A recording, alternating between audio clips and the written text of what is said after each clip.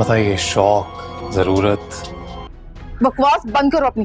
तुम्हारा क्या काम है? यही तो है जो इंसान को कहीं का नहीं छोड़ता है। हाबिल और काबिल के आने वाले एपिसोड में आप देखेंगे कि हुरम ने तो शादी के बाद आते ही घर में दोस्तों सोबिया का जीना हराम ही कर दिया। सोबिया जैसे ये लगने लगा था कि वो ही इस घर में राज करने वाली है, पर हुरम के आने के बाद उसकी आज़ादी वगैरह सब छिन जाएगी उससे।